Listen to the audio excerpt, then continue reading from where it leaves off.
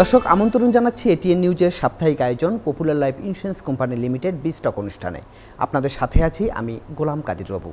মূলত অর্থনীতি এবং ব্যবসা বাণিজ্যের নানা দিক নিয়ে আমরা এই অনুষ্ঠানে আলোচনা করে থাকি। আজ আমরা আলোচনা করব দেশের যে ব্যাংক খাত, এখন যে আস্থা অনাস্থার যে ব্যাংক খাত, সেই ব্যাংক খাত নিয়ে আমরা আলোচনা করব। আমাদের আলোচনার একটি অংশে উঠে আসবে যে অগ্রণী ব্যাংকের এগিয়ে যাওয়ার গল্পও উঠে আসবে, সেই সঙ্গে দেশের সামগ্রিক ব্যাংক ব্যবস্থার নানা চিত্র। আজ আমরা অতিথি হিসেবে পেয়েছি দেশের একজন স্বনামধন্য ব্যাংকার, যিনি এখন অগ্রণী ব্যাংকের চেয়ারম্যানের দায়িত্ব পালন করছেন, সৈয়দ আবু নাসের বখতিয়ার আহমেদ।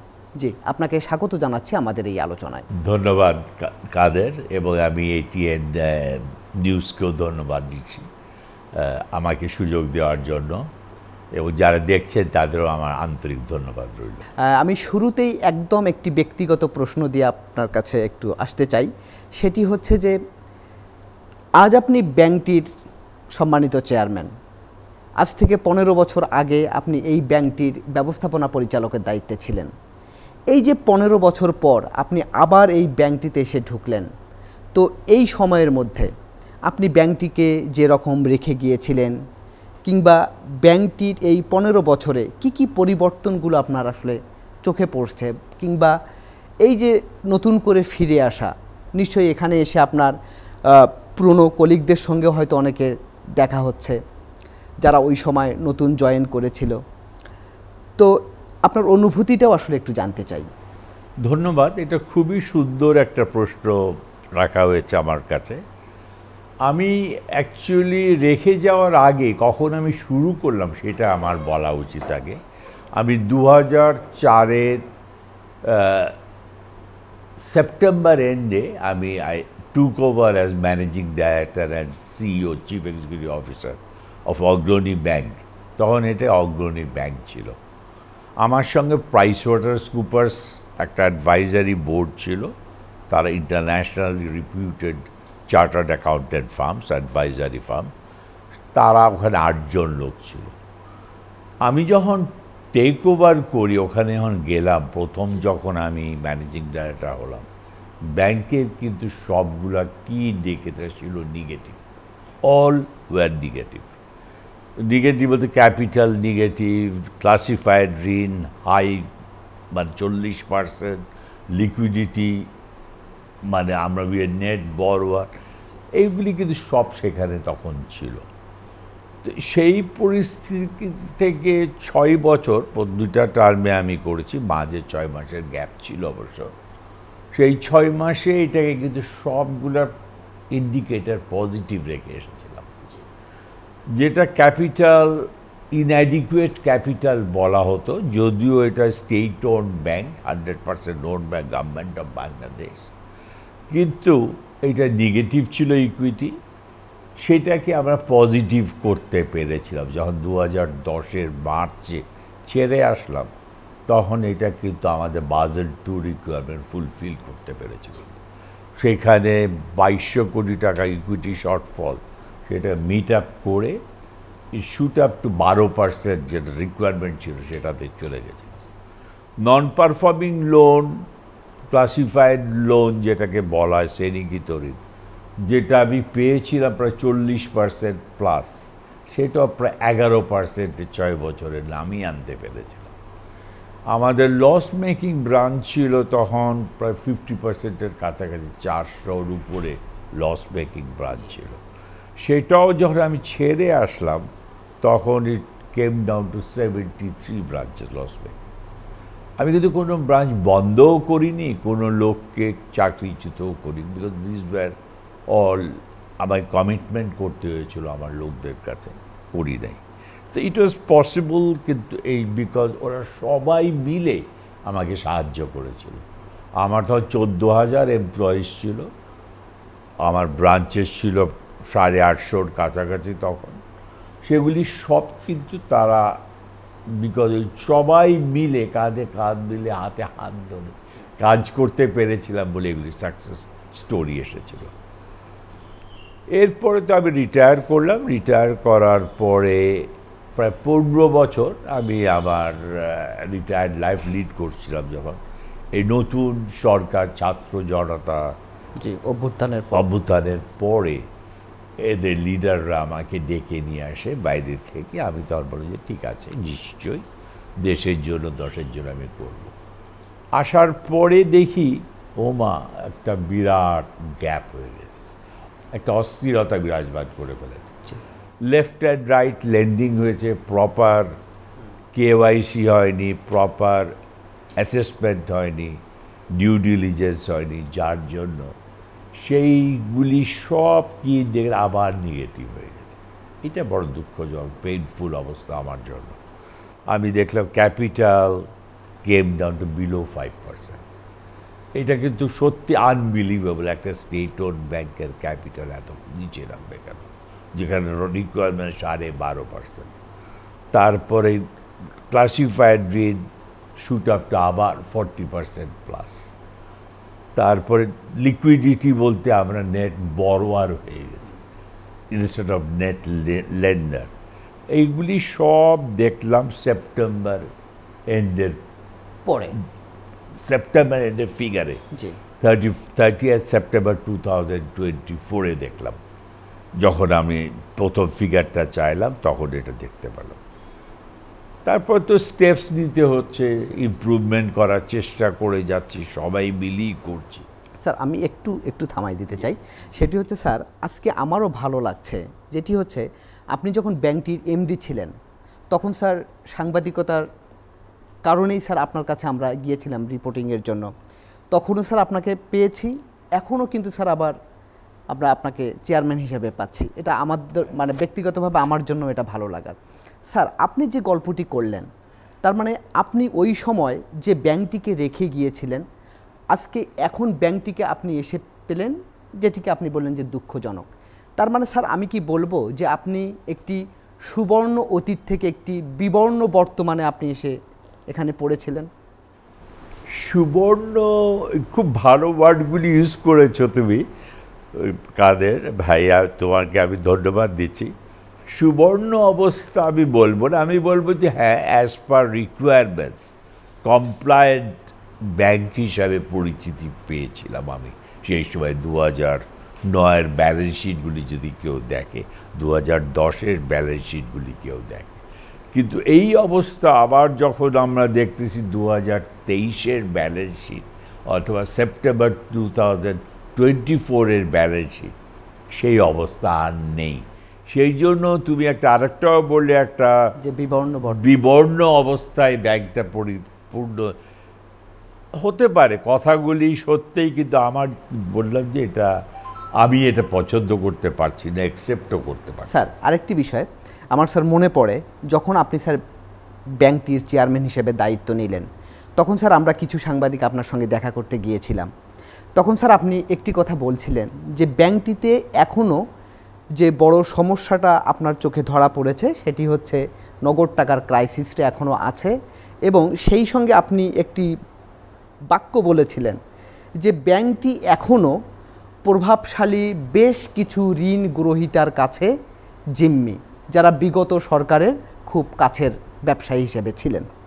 তো স্যার এই যে তারপরে তো আপনার বেশ কিছু সময় আপনি অতিবাহিত করলেন, আপনি নানা স্টেপ নিয়েছেন, তো এখন স্যার সেই জায়গা থেকে আপনি ব্যাংকটিকে তো কতখানি ভালো জায়গায় নিয়ে যেতে পারলেন বা কতখানি পরিস্থিতির উন্নতি হলো? আচ্ছা, এইখানে যেটা আমি বলবো যে ইয়েস, আমাদের ব্যাংকে কর্পোরেট গভর্নেন্সের অভাব আছে, সদিচ্ছার অভাব আছে, সততার অভাব আছে,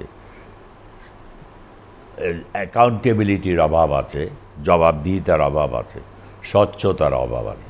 4টা পিলারেরই অভাব আছে, কিন্তু এইটা আমি দেখছি এখন। এইগুলিকে আমাদের ঠিক করতে হবে সকল লেভেলের জন্য, টপ থেকে বটম, নিচের লেভেলও এটা প্রয়োজন আছে।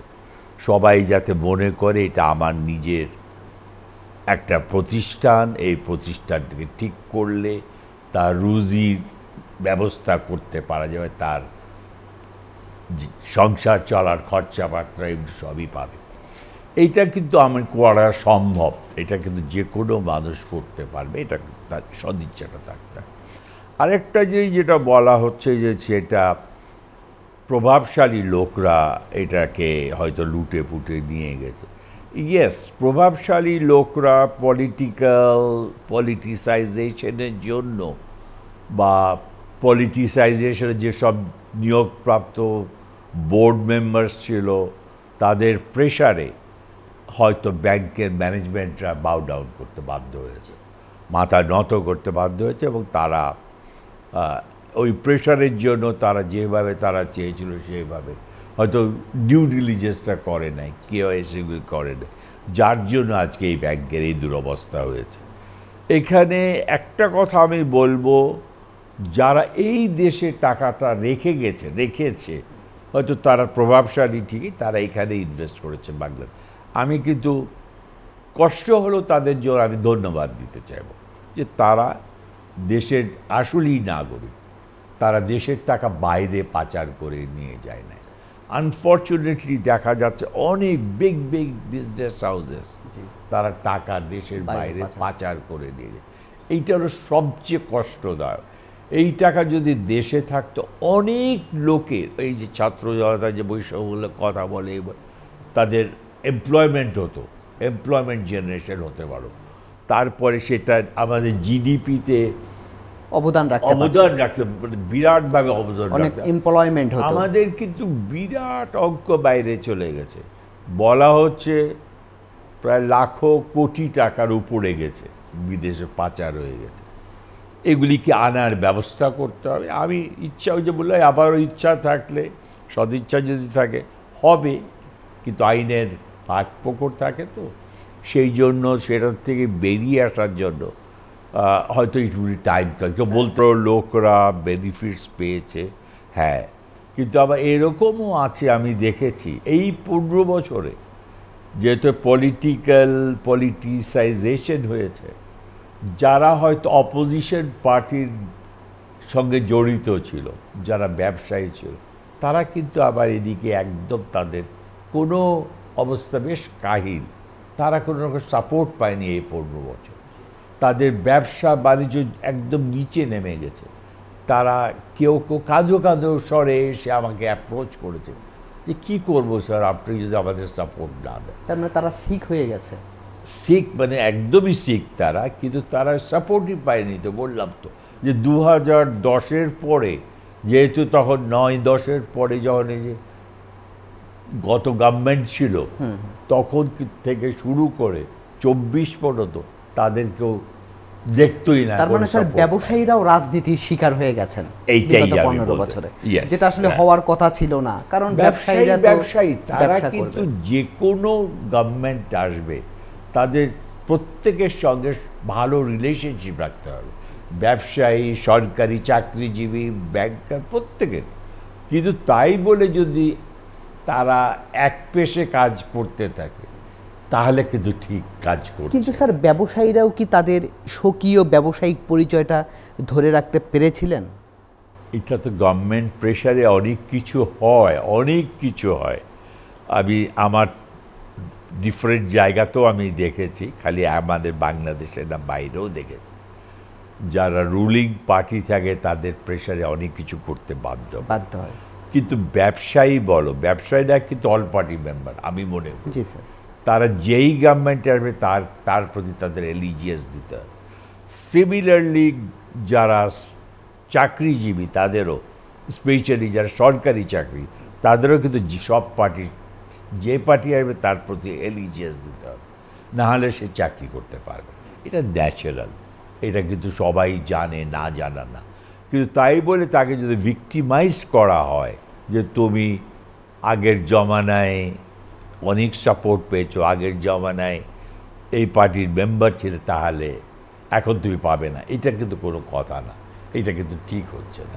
ডিউ ডিলিজেন্স করতে হবে, যে কোনো ব্যবসায়ী পুরো জিনিসটাই অ্যাসেস করে আমরা যদি তাকে সাপোর্ট দিই, হ্যাঁ, তাহলে ক্লাসিফিকেশন হবে না, তারা শ্রেণীকৃত হবে না, তারা বিপদে পড়বে না, এইটা আমি বিশ্বাস। জি স্যার, আমি আরেকটু জানতে চাই, আবার একটু পূর্বের আলোচনা আসতে চাই। এই যে অর্থ পাচার এবং বেনামে ঋণ নেওয়ার যে বিষয়টি, হ্যাঁ, আমরা স্যার দেখেছি যেহেতু আমরা তো স্যার বিজনেস রিপোর্টিং করেছি, ইকোনমিক রিপোর্টিংয়ের সঙ্গে আমরা সরাসরি যুক্ত, আমরা বিগত 15 বছরে যেটি দেখলাম যে এটি হচ্ছে যে সরকার সবচেয়ে বেশি সমালোচিত হয়েছে অর্থ পাচার এবং এই নামে বেনামে ঋণ নেওয়ার ক্ষেত্রে। এবং সেক্ষেত্রে স্যার অগ্রণী ব্যাংকে স্যার কতটা প্রভাব পড়েছিল এবং আপনি আসার পর যেটি দেখলেন এবং সেখান থেকে আপনি দায়িত্ব নেওয়ার পর সেটা থেকে স্যার কতখানি ব্যাংকটিকে আপনি আবার মানে একটু ভালো জায়গায় নিয়ে যেতে পারলেন? এটাও একটা খুবই সুন্দর প্রশ্ন রাখা হয়েছে এবং আমি মন খুলি আলাপ করব এটার ব্যাপারে। জি, প্রত্যেকটা কাস্টমারের কেওয়াইসি, নো ইয়োর কাস্টমার, এটা ভেরিফিকেশন করা দরকার। জি, আমাদের বাংলাদেশে আমি দেখেছি একটা চিঠি দিয়ে অ্যাড্রেসে হয়তো ভেরিফিকেশন শেষ করে ফেলে, কিন্তু আমি যখন বাইরে চাকরি করেছি, বাইরে দেখেছি, এটা বাইরে আবার প্রায় 21 বছর কাজ করে এসেছি, সেখানে দেখেছি এইভাবে না, ফিজিক্যালি ভিজিট করতে হয় কাস্টমারের অফিস অ্যাজ ওয়েল অ্যাজ কাস্টমারের রেসিডেন্সটা, তারপরে তার কি রিকোয়ারমেন্টস সেগুলিকে অ্যাসেস করতে হবে। তার প্রথম দেখতে হবে তার ক্যাপাসিটি কীরকম আছে, তার মার্কেট রিপোর্ট কীরকম আছে, তার ক্যাপিটাল কি ইনজেক্ট করতে ইচ্ছুক সে, তারপর last but not the least is collateral. Sir আপনি যেটি বললেন যে কেওয়াইসি, নো ইয়োর কাস্টমার, হ্যাঁ ব্যাংকের জন্য এটা খুবই গুরুত্বপূর্ণ, যেহেতু এখানে বড় বড় বিনিয়োগের ব্যাপার থাকে, ঝুঁকি থাকে। কিন্তু স্যার বাংলাদেশে আমরা ইদানিং যে কালচারটা দেখছি সেটা হচ্ছে ইচ্ছাকৃতভাবে ঋণ খেলাপি। আমি হয়তো একটা গ্রাহকের দেখলাম তার কেওয়াইসি রিপোর্ট খুবই ভালো, কিন্তু তিনি যদি মনস্তাত্ত্বিকভাবে ধারণ করেন যে আমি ইচ্ছাকৃতভাবে ঋণ খেলাপি হব, তাহলে এইটা স্যার কিভাবে আপনি অ্যাভয়েড করতে পারবেন, কিভাবে দূর করতে পারবেন? সেক্ষেত্রে বা ব্যাংকেরই কি করণীয় আছে, কিংবা কেন্দ্রীয় ব্যাংকের কি করণীয় আছে, কিংবা গভর্নমেন্টের কি করণীয় আছে? এই প্রশ্নের উত্তরটি আপনার কাছে আসলে একটু জানতে চাই। তবে স্যার তার আগে নিচ্ছি আরেকটি বিরতি। দর্শক আপনারা দেখছেন popular life insurance company limited B stock. এবার নিচ্ছি ছোট্ট একটি বিরতি, আমাদের সঙ্গেই থাকুন।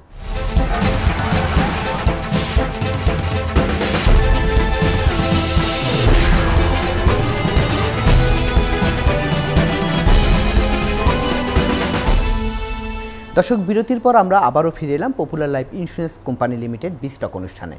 আজ আমরা আলোচনা করছি দেশের ব্যাংক খাতের সার্বিক অবস্থা নিয়ে। আমাদের সঙ্গে অতিথি হিসেবে আছেন দেশের স্বনামধন্য একজন ব্যাংকার, যিনি এখন অগ্রণী ব্যাংকের চেয়ারম্যান হিসেবে দায়িত্ব পালন করছেন, সৈয়দ আবু নাসের বখতিয়ার আহমেদ। যে আপনাকে আরেকবার স্বাগত জানাচ্ছি। ধন্যবাদ।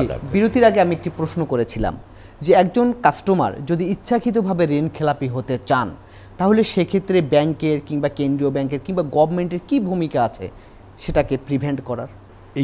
এটাও একটা ফ্যান্টাস্টিক কোশ্চেন। আমি প্রায় আমার ব্যাংকারদের ভিতরে জিজ্ঞেস করি ইচ্ছাকৃত ঋণ খেলাপি মানে কি। আমার নিজের কাছে এই প্রশ্নটা, সেটা সংজ্ঞাটাও তো নির্ধারিত হয়, কোনো জায়গায় কোনো কিছু বলা নাই। আমি যেটা মনে করি, যারা ব্যাংক থেকে লোন নিবে, যখনই সে লোন নিবে সেই লোনের টাকা সুদসহ তাকে ফেরত দিতে হবে। বিকজ ব্যাংক কিন্তু একটা কাস্টোডিয়ান অফ ডিপোজিটার্স মানি। ডিপোজিটার এখানে ব্যাংকে টাকা রাখে তার এটাকে সেভ টাকার জন্য, এবং সে ওই পিরিয়ডে রাখার জন্য একটা ইন্টারেস্ট সুদ পায়, বা যদি ইসলামিক ব্যাংক হয় সুদ না ফায়দা পাবে।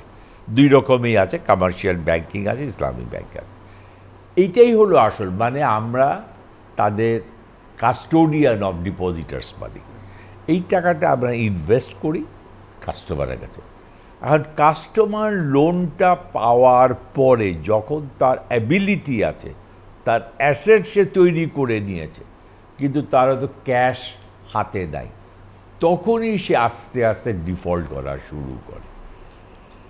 তখন সে পেমেন্ট করছে না, কিন্তু তার লাইফস্টাইল ঠিক আছে, সে গুলশান, বাড়িধারা, বনানী এইসব জায়গাতে থাকছে, প্যালেসে থাকতেছে, তার গাড়ি হাঁকাচ্ছে, তার গাড়ি BMW, মার্সিডিজ গাড়ি থাকতেছে, রেঞ্জ রোভার গাড়ি থাকতেছে। কিন্তু যখন লোন পেমেন্টের ব্যাপারে সে বলে যে আমি কোভিডের জন্য লোন পেমেন্ট করতে পারলাম, আমি রাশিয়া ইউক্রেন যুদ্ধের জন্য পারছি, এগুলির জন্য যুদ্ধ, হ্যাঁ ইউক্রেন যুদ্ধের জন্য হতে পারে সেগুলিতে তার যদি কোনো কনসাইনমেন্ট একটা দুটো বন্ধ হয়ে যেতে পারে, এটা হতে পারে, কিন্তু সব লস হয়ে গেল এটা হতে পারে না।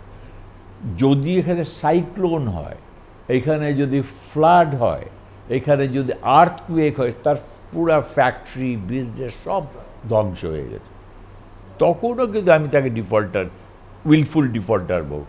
তার বাড়িঘর দোর আছে না, তার ওই যে বললাম যে গাড়ি ঘোড়া আছে না, যে সেগুলি দিয়েও তো সে বেঁচে যেতে পারে। হ্যাঁ, কিছুটা তাকে রেমিশন দেওয়া উচিত, কিছুটা সময় দেওয়া তাকে রেমিশন, মানে প্রথমে হয়তো তার রিবেট দেওয়া উচিত ইন্টারেস্ট রেট, তারপরে তাকে সময়টা এক্সটেন্ড করে দেওয়া উচিত। আর আরেকটি প্রশ্ন করি, সেটি হচ্ছে যে আমরা দেখেছি যে এই বর্তমান সরকার যখন ক্ষমতায় আসলেন, আসার পরে ব্যাংকিং খাতে সংস্কারের জন্য নানান রকমের উদ্যোগ নিয়েছে। কারণ তার আগে কিন্তু ব্যাংকিং খাত নিয়ে মানুষের মধ্যে ব্যাপক একটা অনাস্থা ছিল। পরে সরকারের নানান রকমের পদক্ষেপ, কেন্দ্রীয় ব্যাংকের নানা পদক্ষেপের পরে বিশেষ করে দুর্দশা কিংবা দুর্বল ব্যাংকগুলোকে যখন রিসেবল করলো, তারপরে কিন্তু মানুষের একটু আস্থা ফিরতে শুরু করেছে। তো স্যার, আপনি কিভাবে দেখছেন যে সরকারের বা কেন্দ্রীয় ব্যাংকের এই নানান উদ্যোগের ফলে সেই হারানো আস্থা কিংবা যে অনাস্থা ছিল সেটা আসলে কতটা পুনরুদ্ধার হলো বা হচ্ছে? গত 15 বছরে যে অস্থিরতা বিরাজমান ছিল ব্যাংকিং সেক্টরে, যে অরাজকতা ছিল এই ব্যাংকিং সেক্টরে, এই গভর্নমেন্ট আসার পরে মানে আমি বলবো 3 মাস 4 মাসের মধ্যেই তাদের যে দিক নির্দেশনা দেওয়া হয়েছে, এগুলিতে অনেকটা আস্থা মানুষ ফিরে পেয়েছে। আমাদের মেন প্রবলেম হয়ে গেছিল লিকুইডিটি ক্রাইসিস, টাকার অভাব, ব্যাংকে যাচ্ছে টাকা পাচ্ছে না। নন ব্যাংকের কথাই বাদ দেয়, নন ব্যাংক কিন্তু টাকা এখনও পর্যন্ত ডিফিকাল্টে আছে, কিন্তু ব্যাংকিং সেক্টরটা হয়তো এখন ওই রকম টাকার অভাব তাদের কাছে নাই। সেন্ট্রাল ব্যাংকের এবং অর্থ মন্ত্রণালয়ের রাইট ডিরেকশনের জন্য, ঠিক দিক নির্দেশনার জন্য ব্যাংকিং খাতটা ঘুরে দাঁড়াতে সক্ষম হচ্ছে আস্তে আস্তে। কিন্তু এখানে নন ব্যাংক যারা আছে, এখানে নন ব্যাংক পিপলস লিজ নাম করে বলি 4-5টা ইনস্টিটিউশন, পিপলস লিজিং, প্রতিষ্ঠান যেগুলো আছে, আর্থিক প্রতিষ্ঠান, নন ব্যাংক ফাইন্যান্সিয়াল, তারা কিন্তু এখনও পর্যন্ত টাকা পয়সা দিতে পারছে না। এইটার ব্যাপারেও যখন তাদের সঙ্গে, সরকারের সঙ্গে, গভর্নরের সঙ্গে যখন আমরা কথা বলেছি, তারা বলছে যে এটা দিব আমরা, একটু টাইম লাগবে, কারণ এগুলিতে contribution in the economy is about 10%, own banking সেক্টরে contribution in the economy is about 90%। আমাদের প্রায়োরিটি হলো ওইটা। কিন্তু আমি এখানে একটু বলতে চাই, আসলেই বলতে চাই, কারণ এটা আমি জানি অনেক স্মল ইনভেস্টার্সরা কিন্তু এই নন ব্যাংক ফাইন্যান্সিয়ালে ইনস্টিটিউট, আর্থিক প্রতিষ্ঠানগুলিতে টাকা রেখেছে এবং তারা টাকা পাচ্ছে না। তারা সব সেভ, যারা ফিক্সড স্যালারিড পার্সন ছিল, ফিক্সড স্যালারি ওনার, এবং যারা সরকারি চাকরি বা প্রাইভেট চাকরি করে এসেছে, তাদের এই টাকাটা ওইখানে থাকতো, কারণ ওরা একটু হায়ার রেট প্রেসক্রাইব করেছিল, 10-এর যায় প্লাস 10, 11, 12 পর্যন্ত দিত। এইখানে এরা কিন্তু এখন অনেকে মারা গেছে, তাদের টাকা থাকা সত্ত্বেও টাকা ফেরত পায়নি, হসপিটাল বিল দিতে পারে নাই, তাদের বাচ্চারা এডুকেশন ভালো মতন পাচ্ছে, এগুলি ঝামেলা। এগুলির দিকে আমি সজাগ দৃষ্টি দিতে বলবো বর্তমান সরকার এবং ফিউচারে যারা আসবেন ইলেকটেড বডি, তাদের দিকে কিন্তু বিরাট দৃষ্টি রাখতে হবে এই একটা সেক্টরে, নাহলে কিন্তু হবে না। আরেকটি প্রশ্ন করি, সেটি হচ্ছে যে আমরা দেখেছি কিছুদিন আগেও রিজার্ভ নিয়ে তো একটা খুব উদ্বেগজনক একটা পরিস্থিতি ছিল। তো এখন রিজার্ভ যে 20 বিলিয়নের উপর আমরা দেখছি, এখন এটি আসলে কতখানি সন্তোষজনক? আর হচ্ছে এই যে আমরা দেখলাম যে আন্তর্জাতিক মুদ্রা তহবিল IMF থেকে সরকার যে ঋণ নিচ্ছে, এবং সেই ঋণের নেয়ার ক্ষেত্রে একটি অন্যতম শর্ত ছিল যে ডলারের দামটা বাজারমুখী করা। তো সরকার সেটিও করেছে, কেন্দ্রীয় ব্যাংক। তো এটাকে আপনি কিভাবে দেখছেন? প্রথমে আসি রিজার্ভের ব্যাপারে। রিজার্ভ আমাদের $20 বিলিয়ন নিচে নেমে গেছিল, ওয়েন্ট ডাউন টু 18 বিলিয়ন। এখন এই 8 মাসই হলো বোধ হয়, হ্যাঁ 8 মাসের কাছাকাছি, 8 মাস 9 মাসে এখন কিন্তু 22 বিলিয়ন প্লাস, 22 বিলিয়ন প্লাস। এইটা আস্তে আস্তে হবে। এই কিন্তু সব আমরা একটা প্লাস পয়েন্ট আছে, বাংলাদেশ এখনও গভর্নমেন্ট বা একটাও কিন্তু পেমেন্টে ডিফল্ট করে নাই।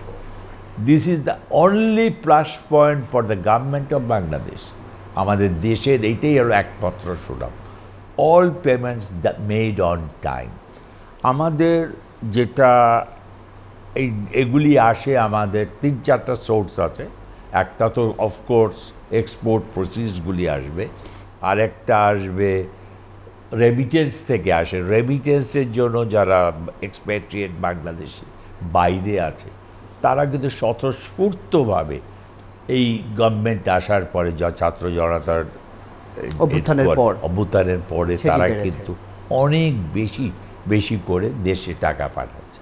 তো তাদেরও অনেক কিছুর রিকোয়েস্ট থাকে, সাজেশন আছে, সেগুলি যদি কমপ্লাই করা হয় তাহলে যে হুন্ডি বা এগুলি কিন্তু আমার হাওয়ালা এগুলি বন্ধ। আপনি তো সম্প্রতি সিঙ্গাপুর এবং মালয়েশিয়া ঘুরে আসলেন, এবং রেমিটেন্সের প্রসঙ্গ যেহেতু উঠে আসলো আমাদের আলোচনায়, তো অগ্রণী ব্যাংক তো রেমিটেন্স আহরণের ক্ষেত্রে সত্যি সত্যি অগ্রণী। হ্যাঁ, আমরা এটাতে সত্যি অগ্রণী ভূমিকা পালন করে যাচ্ছি। এই একটা সাইড আমি পজিটিভ পেয়েছি ঢোকার সাথে সাথে। আমাদের খালি ইসলামী bank is the only bank আমাদের থেকে অনেক উপরে আছে, কিন্তু আদারওয়াইজ বাকি 60টা ব্যাংকের মধ্যে আমরা দ্বিতীয় স্থানে আছি। টোটাল 61, ফার্স্ট হলো ইসলামী ব্যাংক, তারপরে অগ্রণী ব্যাংক। এর আগে হয়তো সোনালী ব্যাংক ছিল, জনতা ব্যাংক ছিল, তারা অগ্রণী ভূমিকা পালন করে, কিন্তু আমরা এটা প্রতিষ্ঠিত করতে পেরেছি only because of our service, nothing else. আমাদের সার্ভিস খুব প্রম্পট দেওয়া হয়, ইমিডিয়েটলি বলা যায় যে ওখান থেকে রেমিটেন্স আসলে সেম ডেতে আমরা পেমেন্ট করে দিই থ্রু আওয়ার ব্রাঞ্চেস। আমাদের ব্রাঞ্চেস প্রায় এখন 979টা ব্রাঞ্চ আছে। এই ব্রাঞ্চের থ্রুতে আমরা পেমেন্টগুলি ইজিলি করতে পারি, কোনো অসুবিধা হয় না। স্যার, আগের প্রশ্নটি জানতে চাচ্ছিলাম উত্তর, সেটি হচ্ছে যে এই যে বাজারের উপর যে ডলারের দামটা আমরা ছেড়ে দিলাম, সেটাকে আপনি কিভাবে দেখছেন? এটা কিন্তু ইন্টারন্যাশনাল মার্কেটে, ফ্রি ইকোনমিতে এইটাই হয়ে থাকে, কিন্তু এখানে আমাদের প্রবলেম হয় কোথায়? ওই যে হাওয়ালা, হুন্ডি, এগুলিতে। যখন এটাকে কিছু গ্রুপ বা এন্টিটি একটা মানে কি বলবো, ম্যানিপুলেট করা শুরু করে, একটা তারা সেন্টার ক্রিয়েট করে তারা একটা গ্রুপে মিলে করতে চায়। এটা একটা লিগ্যাল টার্ম একটা আছে বোধহয়, বল aggregator, now I remember, aggregator বলা হয়। তারাই বেশিরভাগ রেমিটেন্স আহরণ করে এটা পরে ডিফারেন্ট ব্যাংকের চ্যানেলে পাঠায়। আমি জানি না এগুলিকে, আমার মনে হয় এ ধরনের, যে নাম বলবো না, কিছু বলা উচিত না আমি, কিন্তু এগুলি রেগুলেটরি অথরিটি দেখা উচিত, আমাদের মিনিস্ট্রি দেখা উচিত। তাদের কি দরকার আছে দেখে আই ডোন্ট নো। এই মানি চেঞ্জার বা এগুলি হাওয়ালা তো তাদের থ্রুতেই হচ্ছে। এটা তো খালি, হ্যাঁ একটা হয় ইম্পোর্ট এক্সপোর্টের থ্রুতে হচ্ছে, এটা জানি, আইদার ওভার ইনভয়েসিং অথবা আন্ডার ইনভয়েস, এইটা একটা হয়। আর একটা হয় আনঅফিশিয়াল চ্যানেলে টাকা নিয়ে চলে গেল, বা এইখানে সে টাকা পেমেন্ট করতেছে, বাইরে সে টাকাটা রেখে দিল, এখানে আনলো না, এখানে সে পেমেন্ট পাচ্ছে আর একজনের কাছে। এইগুলি মানে থেকে বেরিয়ে আসতে হবে। বেরিয়ে আসলে এটা ঠিক হবে। আর এই যে হঠাৎ করে রেটটা আমরা রাইজ করেছি, এটা নিয়ে কিন্তু বিজনেস হাউসেস অনেক প্রবলেমে আছে। 85 থেকে 120-এ চলে গেছে আগের জমানায়, আগের গভর্নমেন্টের সময়।